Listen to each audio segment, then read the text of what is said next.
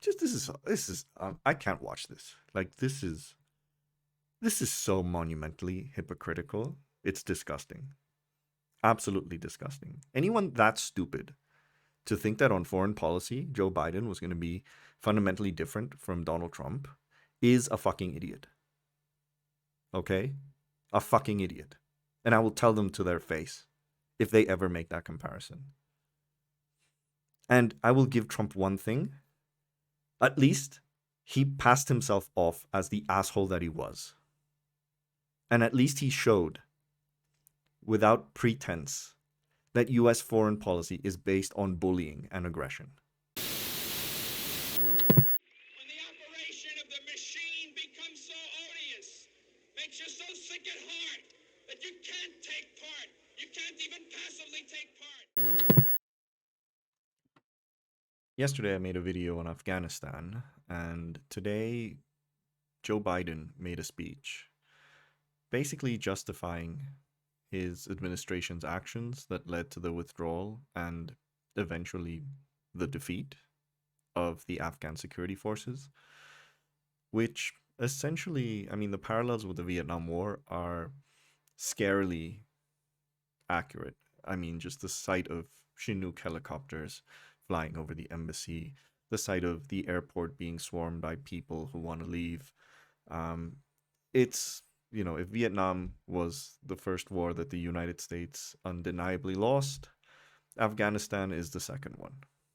There's no argument here whatsoever anymore. So, let's watch his speech, which I thought was absolutely appalling and a disgrace. So, chaos. At this hour, the Kabul airport is shut down. No flights, commercial or military, are leaving or landing. 6,000 U.S. troops have been deployed to provide security. The Taliban swept into Kabul over the weekend, and some of its fighters were seen inside the presidential compound. Afghanistan's President Ashraf Ghani fled the country, and now we see the President of the United States entering the East Room of the White House to address. Let's listen. I want to speak today to the unfolding situation in Afghanistan, the developments that have taken place in the last week, and the steps we're taking to address the rapidly evolving events. My national security team and I have been closely monitoring the situation on the ground in Afghanistan and moving quickly to execute the plans we had put in place to respond to every constituency, including the rapid collapse we're seeing now. I'll speak more in a moment about the specific steps we're taking, but I want to remind everyone how we got here and what America's interests are in Afghanistan. We went to Afghanistan almost 20 years ago with clear goals: get those who attacked us on September 11, 2001, and make sure al-Qaeda could not use Afghanistan as a base from which to attack us again. We did that. We severely degraded al-Qaeda in Afghanistan. We never gave up the hunt for Osama bin Laden, and we got him. That was a decade ago. Our mission in Afghanistan was never supposed to have been nation building. It was never supposed to be creating a unified, centralized democracy. So, how did you expect Afghanistan was not going to become a future haven for terrorism unless there was nation building? See, every president from George Bush onward denied that nation building was the objective of the war in Afghanistan. But the fact of the matter is, when you pour in over $1 trillion into that war, in reconstruction, etc., in determining the government that it has, that is nation building. You don't have to say that it's nation building to know that it's nation building. And that was the policy of every subsequent government, mainly Bush and mainly Obama. So he's lying there, patently lying to you, because, like I said, it's not the words that matter. It's what actually the US did during these whole 20 years. That was in line with nation building, a very flawed nation building, because they were clearly fine with the massive amounts of corruption that they allowed the Afghan government to engage in. They were clearly happy with all that money pouring in that came, to defense contractors, etc. So this was a nation building because it was profitable for the US as well. Our only vital national interest in Afghanistan remains today what it has always been: preventing a terrorist attack on America's homeland. Dude, by that logic, you should have left Afghanistan ages ago. Ages ago. The moment that you I mean, not even the moment that bin Laden was killed, because by then Al Qaeda was pretty much destroyed. Al Qaeda basically stopped being a threat shortly after the invasion. So it was successful in that particular aspect. But then that's the problem with the way that the war on terror was framed.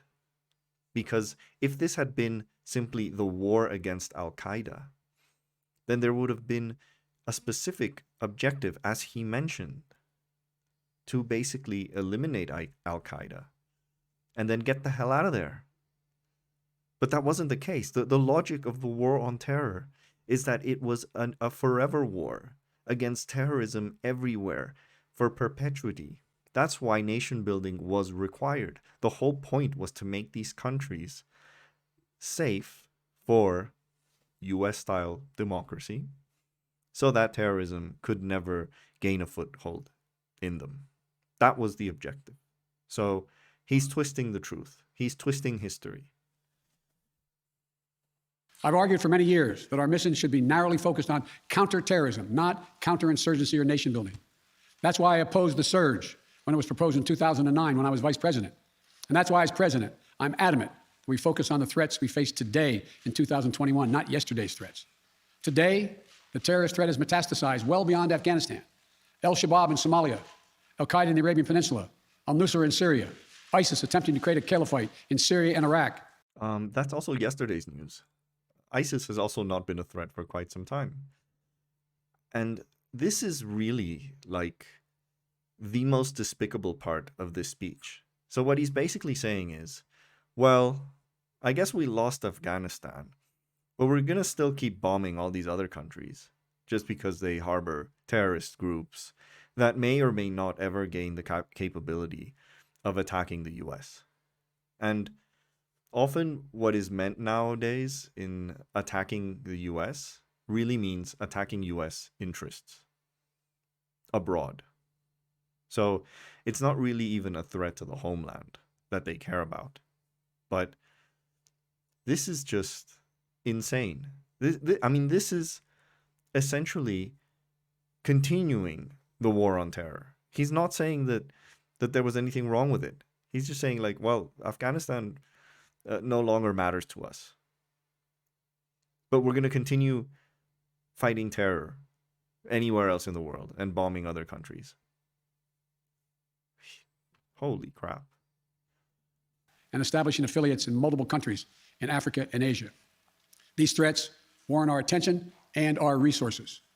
We conduct effective counterterrorism missions against terrorist groups in multiple countries where we don't have permanent military presence. If necessary, we'll do the same in Afghanistan. We've developed counterterrorism over-the-horizon capability that will allow us to keep our eyes firmly fixed on the direct threats to the United States and the region. So again, we're going to just keep bombing them. What we don't want is to invest any more money in creating the conditions that their terrorism doesn't thrive. No, we'll just bomb them. And of course, using drones, using air power, just anything that doesn't involve an American soldier in a body bag. That's really what they want.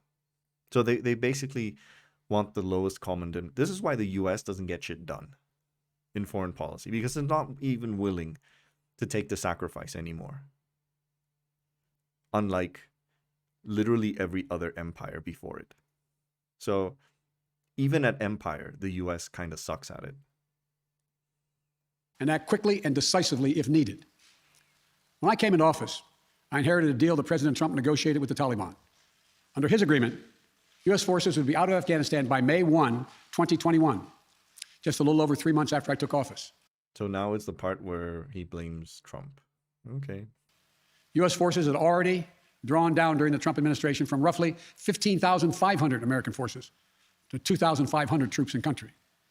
And the Taliban was at its strongest militarily since 2001. The choice I had to make as your president was either to follow through on that agreement or be prepared to go back to fighting the Taliban in the middle of the spring fighting season. There's spring fighting seasons? I was not aware of that. Do they take the summer off to chill out in some nice, summery Afghan lake. There's clearly no winter fighting season either. They're probably skiing. Afghan mountains are beautiful. I'm sure there's plenty of ski resorts for the Taliban.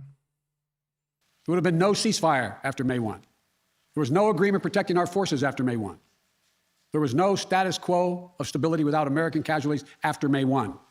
There was only the cold reality of either following through on the agreement to withdraw our forces or escalating the conflict and sending thousands more American troops back into combat in Afghanistan, lurching into the third decade of conflict.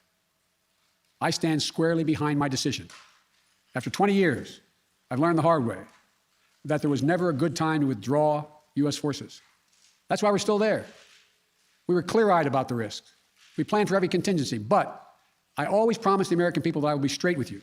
The truth is, this did unfold more quickly than we had anticipated. No shit, Sherlock. So what's happened?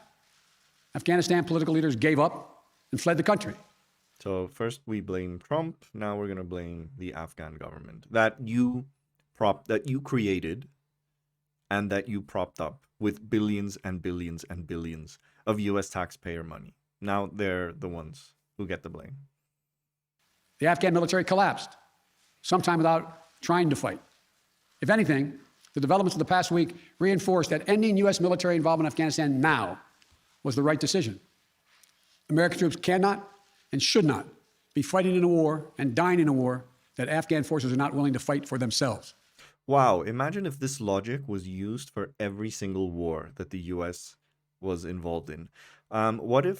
Why did the U.S. attack Iraq in 1991 during the Gulf War? Why? Kuwaitis couldn't clearly fend for themselves. Why should Americans be sent to fight there? All right, oil. What about World War II? Why did American troops land in Normandy when the French army couldn't, the French people couldn't resist the Germans? This is such a bullshit excuse. We spent over $1 trillion. We trained and equipped an Afghan military force with some 300,000 strong, incredibly well equipped, a force larger in size than the militaries of many of our NATO allies. We gave them every tool they could need. We paid their salaries, provided for the maintenance of their Air Force, something the Taliban doesn't have. Taliban does not have an Air Force. We provided close air support. We gave them every chance to determine their own future. What we could not provide them was the will to fight for that future. There's some very brave and capable Afghan special forces units and soldiers. But if Afghanistan is unable to mount any real resistance to the Taliban now, there is no chance that 1 year, 1 more year, 5 more years, or 20 more years of U.S. military boots on the ground would have made any difference. Here's what I believe. Again, just really bad logic, which, if applied to every other U.S. intervention in history, would mean that the U.S. would not have intervened at all. World War II, Korea, the South Koreans also melted away at the initial North Korean onslaught in 1950. If they can't defend their own country, why should American troops be sent there? It's just, this is so weak. And the irony is that this comes after his glowing statements of the capabilities of the Afghan security forces just a few months ago when he announced the withdrawal. Let's listen to what he had to say at the time. Do you trust the Taliban, Mr. President? Is a Taliban takeover of Afghanistan now inevitable? No, it is not. Because you have the Afghan troops have 300,000 well-equipped, as well-equipped as any army in the world, and an Air Force, against something like 75,000 Taliban. It is not inevitable. Do you trust the Taliban, Mr. President? Do you trust the Taliban, sir? Is that a serious question? It's absolutely a serious question. Do you trust the Taliban? No, I do not. The country to the Taliban. No, I do not trust the Taliban. So why are you So why are you kind of honoring an agreement that Trump did with the Taliban if you don't trust them? So that's also why, the Taliban will have no incentive whatsoever to abide by any treaty that they signed. When the freaking president of the United States says, hey, I don't trust you. Mr. President, will you amplify that question, please? Will you amplify your answer, please, why you don't trust the Taliban? It's a silly question. Do I trust the Taliban? No. But I trust the capacity of the Afghan military, who is better trained, better equipped, and more competent in terms of conducting war. Yes, ma'am. Yeah. Well, it looks like Biden didn't read the Afghan papers, which I mentioned in my previous Afghanistan video. The Afghan papers essentially showed that indeed the quality of the Afghan forces was really bad, like really, really bad. And they knew this. They knew this. And this was like the quotes that you would hear by these security officials, the generals, the president, etc. Quotes like, "This army and this police force have been very, very effective in combat against the insurgents every single day. And I think that's an important story to be told across the board." And yet, here were some of the comments of the people who were actually training those soldiers. One identified U.S. soldiers as special forces teams hated the Afghan police who they trained and worked with, calling them awful, the bottom of the barrel in a country that is already at the bottom of the barrel. A U.S. military officer estimated that 1/3 of police recruits were drug addicts or Taliban. Yet another called them stealing fools who looted so much fuel from U.S. bases that they perpetually smelled of gasoline. Thinking we could build a military that fast and that well was insane. So, they knew this. He knew this. Surely he was told this. But that's the lies that they have to tell the people when they're making these press statements. They have to use that language. It's all doublespeak. And this is the kind of rhetoric that you hear kind of recycled all over, especially the liberal media, which basically just runs these quotes and hires these national security experts to give their opinion. And they will just recycle the same arguments over and over and over. And people just do not get an idea of what's actually going on. And that's why it takes something like the Afghan papers to make people realize. But even that gets drowned out by, the roar of all these lies getting recycled over and over. So that he can go in front of the US people and say something like this statement that we have an Afghan army of 300,000 with an air force, etc., knowing that all this was published already 2 years ago, that this was public knowledge, is really a testament to just how the American political class and the media ecosystem just lie to people all the time. It's the manufactured consent argument from Noam Chomsky. To my core, it is wrong to order American troops to step up when Afghanistan's own armed forces would not. The political leaders of Afghanistan were unable to come together for the good of their people, unable to negotiate for the future of their country when the chips were down. They would never have done so while U.S. troops remained in Afghanistan, bearing the brunt of the fighting for them. You picked the friggin' leaders. You picked the Afghan government. You chose those people. These were governments who basically would not accept anyone in them who wasn't a U.S. ally. So you immediately ignored all the other interests and all the other factions, which could have created some sort of government of unity. But no, you didn't. So stop blaming the Afghans. Stop throwing them under the bus. This is so pathetic. And I mean, history is trust me, history books 10 years from now, 20 years from now are not going to say that Afghanistan was lost because of Afghan troops. Okay, so the battle for history is completely lost to Joe Biden and to Americans in general. I don't want to come off as saying that this is all Joe Biden's fault. It's a continuation of policy errors that happened since the Bush administration, since the conduct of the initial invasion and attack. there were mistakes. And I mentioned this in my Afghanistan video, which I'll link in the description, or the link is at the end of this video. And our true strategic competitors, China and Russia, would love nothing more than the United States to continue to funnel billions of dollars in resources and attention into stabilizing Afghanistan indefinitely. Oh, they already love that you withdrew. They love that you're losing. No one is happier right now. Aside from the Taliban, no one is happier right now than Beijing and Moscow. I can absolutely guarantee you that. And I can absolutely guarantee you that, yes, they will fill the vacuum in some way or another. When I hosted President Ghani and Chairman Abdullah at the White House in June, and again when I spoke by phone to Ghani in July, we had very frank conversations. We talked about how Afghanistan should prepare to fight their civil wars after the U.S. military departed, to clean up the corruption in government so the government could function for the Afghan people. The government that you helped create. How can you not have...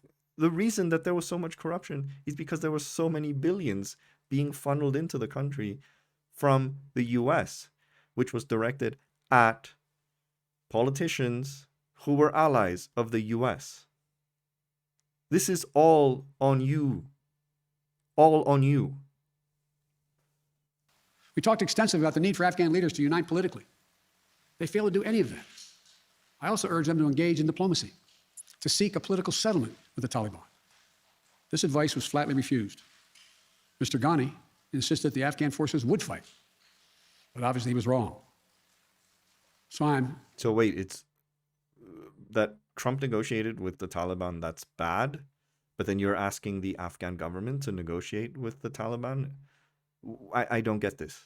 I really don't get this. How can you say such contradictory statements in the space of a few minutes? Left again to ask of those who argue that we should stay, how many more generations of America's daughters and sons would you have me send to fight Afghanistan's civil war when Afghan troops will not? How many more lives, American lives, is it worth? How many endless rows of headstones at Arlington National Cemetery? I'm clear on my answer. I will not repeat the mistakes we've made in the past.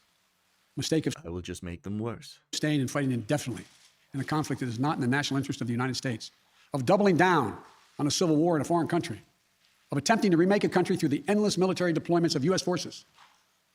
Those are the mistakes we cannot continue to repeat because we have significant vital interest in the world that we cannot afford to ignore. I also want to acknowledge how painful this is. So we need to save money to bomb Somalia. That's kind of what he's saying. To so many of us. The scenes we're seeing in Afghanistan, they're gut-wrenching, particularly for our veterans, our diplomats, humanitarian workers, for anyone who has spent time on the ground working to support the Afghan people, for those who have lost loved ones in Afghanistan, and for Americans who have fought and served in the country, serve our country in Afghanistan. This is deeply, deeply personal. It is for me as well. I've worked on these issues as long as anyone. I've been throughout Afghanistan during this war, while the war was going on, from Kabul to Kandahar to the Kunar Valley. I've traveled there on 4 different occasions. I've met with the people. I've spoken to the leaders. I spent time with our troops. And I came to understand firsthand what was and was not possible in Afghanistan. I hope he's not making up stories like during the campaign when he said that he had met Mandela in jail or some shit like that. So now we're focused on what is possible. No, you're not focused on what's possible because you're leaving. You're literally leaving. This is why so I think I think myself, like many other people, are kind of torn on the issue of like what's the responsibility. Like now that the US is there, okay, so I know like the anti-war Jimmy Dore gray zone dipshits will just have one argument, and it's, you know, anti-war, US should leave. Okay, let's say you're Biden. You inherit a war. Your troops are in that country. So you part from the position that you're already there. It would seem to me that the decent thing to do, the responsible thing to do, and in this I blame Biden less than I do blame Obama. when you're there, you need to have a sober assessment of what's going on, of the mistakes that are being made, and say, I'm gonna give it a shot. I'm gonna try and change the way that things are being done here, with the intention of leaving the country before I leave office. Not at the beginning of the administration, at the end of the administration. See if there's anything that could be corrected. See if there's anything that really was being done, not for the benefit of the Afghan people, but for your own national security interest and your own commercial interest. Because a lot of that corruption in the US towards Afghanistan was money that was essentially very convenient for the defense industry. And that was all being funneled with no checks, no balances, no transparency, no nothing. So if you really cared about the Afghan people, you should have, like I said, had a sober assessment of what was going on, realize that your actions in that country were not consistent with what was best for the Afghan people. And therefore, you could change that. Or at least assess whether you could change that. And then set a timeline to leave. Because I also don't think that you would inherit a mess from someone like freaking Donald Trump and just assume that things were going to be okay. So Biden didn't do that. He does share some of the blame.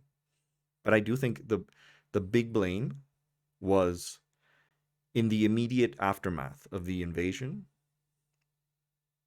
during the remainder of the Bush era, and during the Obama era. Because the grand majority of the war in Afghanistan occurred under those two presidencies. And Obama had the chance to change things, and he didn't.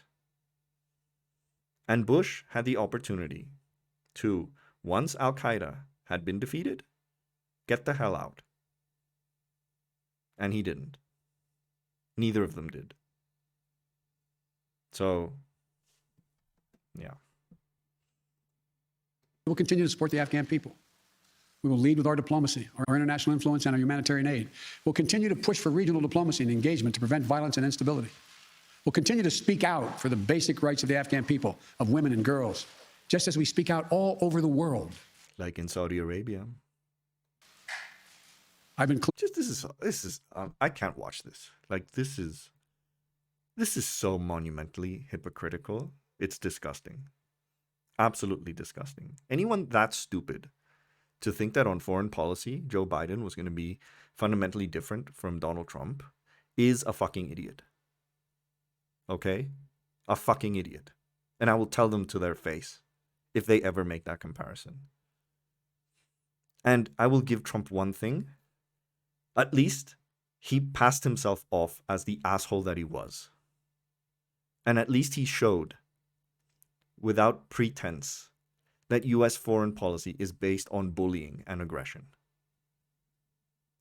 Whereas these fucking democratic liberal dipshits put on this facade that they care. Oh, the Afghan people, oh, the women, the children. They don't give a shit. They don't give a shit. clear, the human rights must be the center of our foreign policy, not the periphery. But the way to do it is not through endless military deployments. It's with our diplomacy, our economic tools, and rallying the world to join us. Let me lay out the current mission in Afghanistan. You mean like you tried to rally the world for the Iraq war and the world said pretty much no, and yet you did it anyway? Let's not kid ourselves. The US doesn't give a shit what the rest of the world does. And honestly, this is...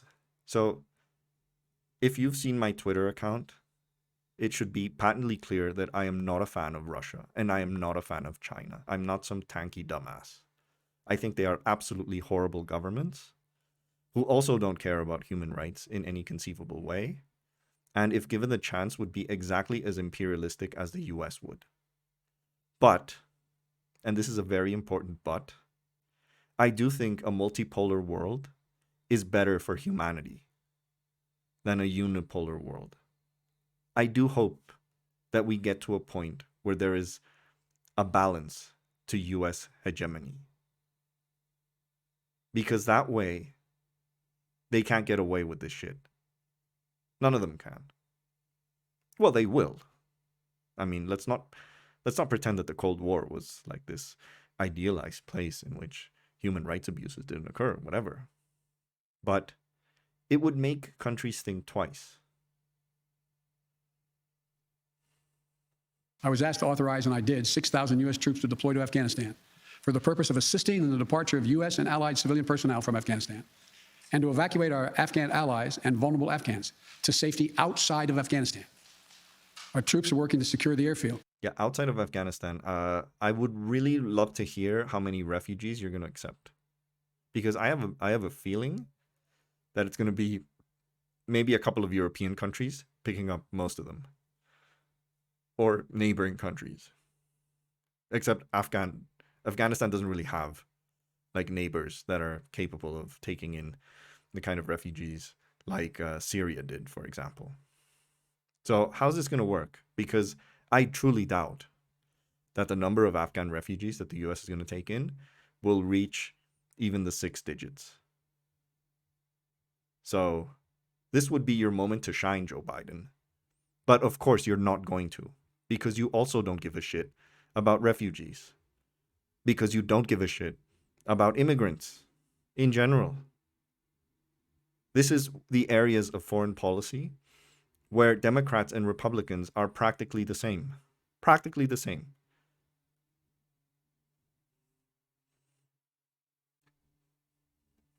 And ensure continued operation of both the civilian and military flights. We're taking over air traffic control. We have safely shut down our embassy and transferred our diplomats. Our diplomatic presence is now consolidated at the airport as well. Over the coming days, we intend to transport out thousands of American citizens who have been living and working in Afghanistan. We'll also continue to support the safe departure of civilian personnel, the civilian personnel of our allies who are still serving in Afghanistan. Operation Allies Refugee, which I announced back in July, has already moved 2,000 Afghans who are eligible for special immigration visas and their families to the United States. Wow, 2,000. 2,000. I said that we weren't going to reach 6 digits, but this is barely 4 digits. How compassionate, how charitable. In the coming days, the U.S. military will provide assistance to move more SIV-eligible Afghans and their families out of Afghanistan. We're also expanding refugee access to cover other vulnerable Afghans who work for our embassy, U.S. non-governmental agencies, or U.S. non-governmental organizations, and Afghans who otherwise are at great risk in U.S. news agencies. I know there are concerns about why we did not begin evacuating Afghans civilians sooner. Part of the answer is some of the Afghans did not want to leave earlier, still hopeful for their country. And part of it because the Afghan government and its supporters discouraged us from organizing a mass exodus to avoid triggering, as they said, a crisis of confidence. American troops are performing this mission as professionally and as effectively as they always do, but it is not without risks. As we carry out this departure, we have made it clear to the Taliban, if they attack our personnel or disrupt our operation, the U.S. presence will be swift and the response will be swift and forceful. We will defend I'm sure they're trembling. our people with devastating force if necessary. Our current military mission will be short in time, limited in scope, and focused in its objectives. Get our people and our allies as safely as quickly as possible. And once we have completed this mission, we will conclude our military withdrawal. We'll end America's longest war after 20 long years of bloodshed. The events we're seeing now are sadly proof that no amount of military force would ever deliver a stable, united, secure Afghanistan, as known in history as the graveyard of empires. What's happening now could just as easily happen 5 years ago or 15 years in the future. You have to be honest. Our mission in Afghanistan has taken many missteps, made many missteps over the past 2 decades. I'm now the 4th American president to preside over war in Afghanistan, 2 Democrats and 2 Republicans. I will not pass this responsibility on to a 5th president. I will not mislead the American people by claiming that just a little more time in Afghanistan will make all the difference. Nor will I shrink from my share of responsibility for where we are today and how we must move forward from here. I am President of the United States of America, and the buck stops with me. I'm deeply saddened by the facts we now face. But I do not regret my decision to end America's warfighting in Afghanistan and maintain a laser focus on our counterterrorism missions there and other parts of the world. Our mission to degrade the terrorist threat of al-Qaeda in Afghanistan and kill Osama bin Laden was a success. Our decades-long effort to overcome centuries of history and permanently change and remake Afghanistan was not, and I wrote and believed it never could be. I cannot and will not ask our troops to fight on endlessly in another country's civil war, taking casualties, suffering life-shattering injuries, leaving families broken by grief and loss. This is not in our national security interest. It is not what the American people want. It is not what our troops, who have sacrificed so much over the past 2 decades, deserve. I made a commitment to the American people when I ran for president that I would bring America's military involvement in Afghanistan to an end. While it's been hard and messy, and yes, far from perfect, I've honored that commitment. I genuinely wonder what the polls are going to think of this, because no American president wants to be the one responsible for a military defeat. And he's trying to frame this as not a military defeat. You know, that's why he's essentially throwing everyone under the bus and just sort of half-heartedly accepting some blame of the situation. But at no point he's admitting defeat. But I don't think the polls are going to be kind to him. I mean, he's had a honeymoon period, which has extended longer than it probably should. The polls show him kind of slipping as of late, but yeah, this is not going to be good. More importantly, I made a commitment to the brave men and women who serve this nation that I wasn't going to ask them to continue to risk their lives in a military action that should have ended long ago. Our leaders did that in Vietnam when I got here as a young man. I will not do it in Afghanistan. I know my decision will be criticized. You literally just did it. I mean, there is. Have you seen the pictures of, you know, the Chinook helicopters flying off? It's almost the same thing, of the, you know, the dozens of people trying to cram themselves into departing airplanes. Same thing. But I would rather take all that criticism than pass this decision on to another president of the United States, yet another one, a fifth one, because it's the right one. It's the right decision for our people, the right one for our brave service members who risk their lives serving our nation. And it's the right one for America. Thank you. May God protect our troops, our diplomats, and all brave Americans serving in harm's way. No Q&A this time. I wonder why. I wonder why. Probably because he didn't want questions like these. But there you go. That was awful. That was awful. That was cowardly as well, to just throw the Afghans under the bus and only kind of half-heartedly accept your mistakes. And I don't have anything more to say than what I just did. If you want to hear my full thoughts on this failed adventure, watch my previous Afghan video. This video has already gone long enough, and I don't want to repeat anything that I previously said. So, thanks for watching. And yeah, if you like this video, please like, please share. Most importantly, please subscribe. Thanks for watching.